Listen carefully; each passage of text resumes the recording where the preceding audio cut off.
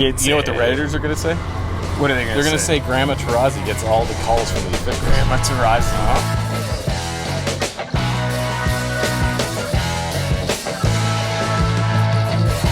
All right, Mike, we're back. You know what we're talking about this week? We're talking Caitlin Clark. Why are we talking Caitlin Clark? Well, we forgot to talk about it last week. We're coming back. Now, yes. Mike, a few weeks ago, we put out a segment about how Angel Reese was better than Caitlin Clark, or just is better than Caitlin Clark. Now, I'm going to take you through some numbers, and you just tell me how you can't just defend the numbers as we proposed them, right? I mean, if you look at the numbers alone, just take statistics, Angel Reese is far more of a significant player.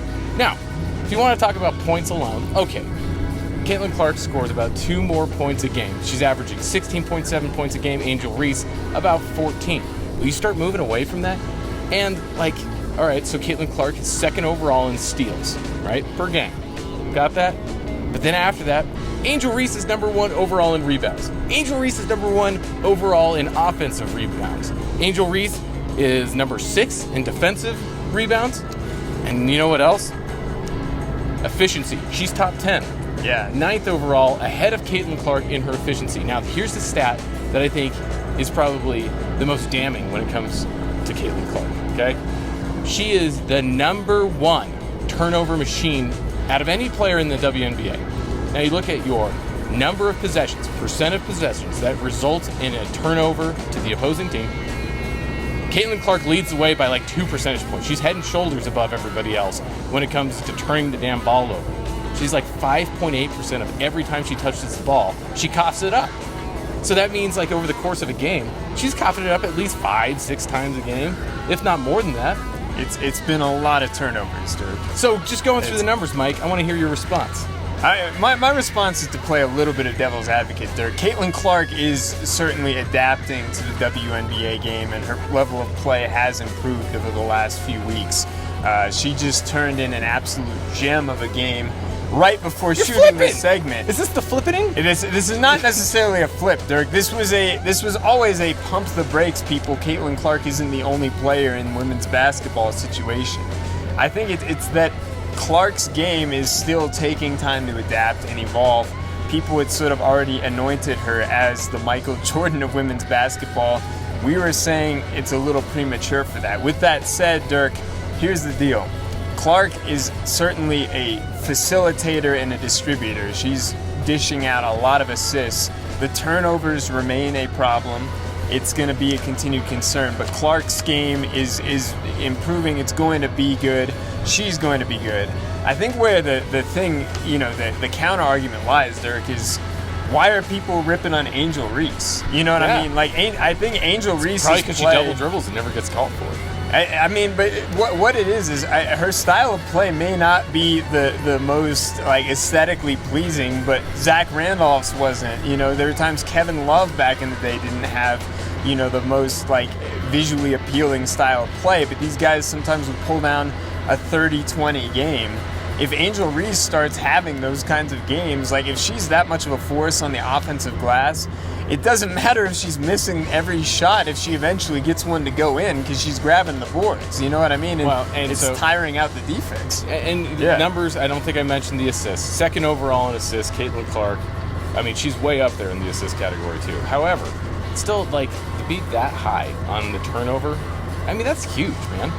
If you're coughing the ball up that much, that's just a waste of possession, and you're just giving it right back. But all right, I guess my point, and what my point about this whole thing is that one, Caitlin Clark is not the Michael Jordan, like you've been saying. We can't anoint her the GOAT already when you have a player like A'ja Wilson, who's just dominating the NBA or WNBA right now, and then Caitlin Clark's stats are more akin to Diana Taurasi than it is hell, even Breanna Stewart or something like that. Do you know what I'm saying? Well, and Taurasi's putting these up at age 41 or something, right? I don't know what her age is, but she's been in the league for a long time, playing at a very, very high level. You know what the Redditors are going to say? What are they going to say? They're going to say Grandma Taurasi gets all the calls from the officials. Grandma Taurasi.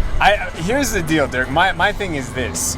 If Magic vs. Bird was happening, or let's say social media existed when Magic vs. Bird was happening, would there be this much venom around the conversation? obviously Reese and Clark is good for women's basketball. It's good for discourse. It's just an odd time where people have such strong opinions on this issue to me. How do you feel that the WNBA is more akin to like the Larry Bird era with how it's played than the NBA now? Well, in fairness, it's a league that's much younger too. So, you look at the duration of time that the NBA had existed when Bird and Magic. They go hard in the paint. Yeah. I feel like they are like playing a lot of interior ball. It's just a different style of play, but at the same time, that's what makes Caitlin Clark stand out so much. Her ability to pull up from deep. There are other players doing it as well. It's not just Clark, but I think Clark does it with a certain visual, spectacular, aesthetic. Yeah. But then you compare to stats like the NBA, right? Yeah. And she has 30% field goal accuracy. It's not high. You look at those and it's like mid at best in the NBA. And we're just talking about percentages. I'm not talking about I'm not trying to make the case that anybody in the WNBA has to have the same type of physical attributes or can carry themselves the same way as the NBA. However, when it's field goal percentages, you got to think that should be somewhat related between the two, right? There's no other measurement. What do you think? Well, I think my thing with Clark's game that I would like to see her do to take it to the next level is to improve that interior game a little bit more.